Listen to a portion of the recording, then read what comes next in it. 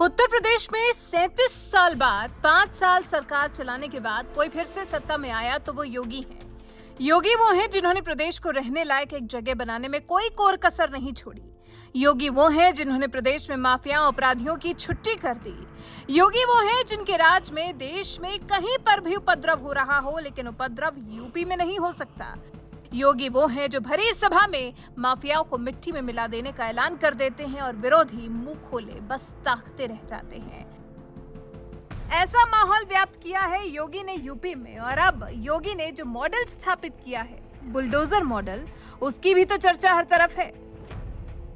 Bulldozer action वाले योगी model की अब आहट मुंबई में भी सुनाई देने लगी है। जी, पहले असम, मध्य प्रदेश, राजस्थान में तो बुलडोजर एक्शन देखने को मिला ही था, अब तो मुंबई में भी योगी के बुलडोजर वाले मॉडल का असर देखने को मिल रहा है। जी, लग रहा है जैसे महाराष्ट्र में भी अब योगी मॉडल लागू हो गया है, क्योंकि राज्य के पूर्व कैबिनेट मंत्री असलम शेख के खिलाफ एक बड़ी कार्रवाई में बीएमसी ने शुक्रवार को मुंबई के मध्य मारवे इलाके में उनके अवैध रूप से निर्मित फिल्म स्टूडियो को ध्वस्त कर दिया है।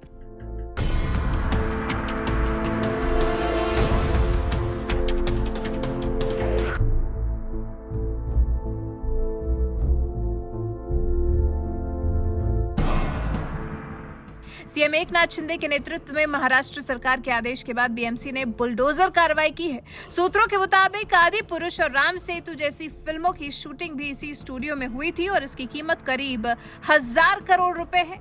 इसी स्टूडियो के अवैध तरीके से बनाए जाने की बीजेपी नेता किरीट सोमैया ने शिकायत की। महाराष्ट्र के पर्यावरण मंत्रालय को इस बारे में बताया गया। दावा किया गया कि असलम शेख और उनके सहयोगियों द्वारा संचालित स्टूडियो मध्य मारवे में अवैध रूप से बनाया गया है, जिसके बाद महाराष्ट्र के पर्यावरण मंत्रालय ने बीएमसी और जिला मजिस्ट्रेट को स्टूडियो के खिलाफ कड़ी कार्रवाई करने का आदेश दिया, जिसके बाद शुक्रवार को एक्शन लिया गया और इस 1000 करोड़ के स्टूडियो को गिरा दिया गया।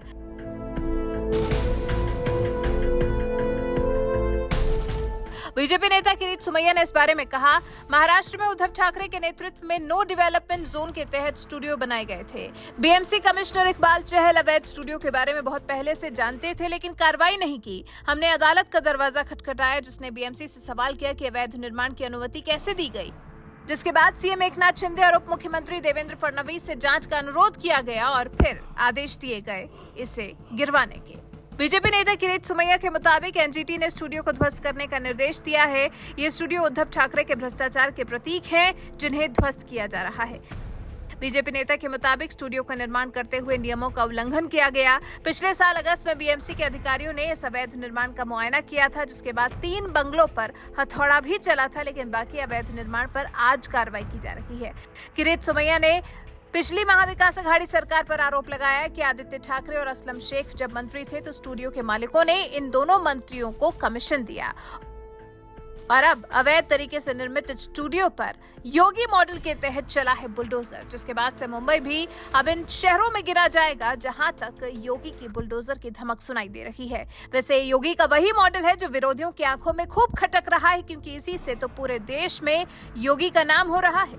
देश क्या विदेश तक योगी के इस मॉडल की तारीफ हो रही है। हर कोई योगी के इस बुलडोजर मॉडल की बात कर रहा है, और अब जब उद्धव सरकार में मंत्री रहे असलम शेख के इस मॉडल की वजह से 1000 करोड़ डूब रहे हैं, असलम शेख को इस कार्रवाई से पूरे 1000 करोड़ रुपए का नुकसान हो रहा है, तो विपक्ष को तो मिर्ची लगना लाजमी है। वैसे योगी के इस बुलडोजर मॉडल की जो गूंज मुंबई तक सुनाई दी है, जो 1000 करोड़ का झटका उद्धव सरकार में मंत्री रहे असलम शेख को लगा है, इस बारे में आपका क्या कुछ कहना है? अपनी राय हमें कमेंट कर जरूर बताएं।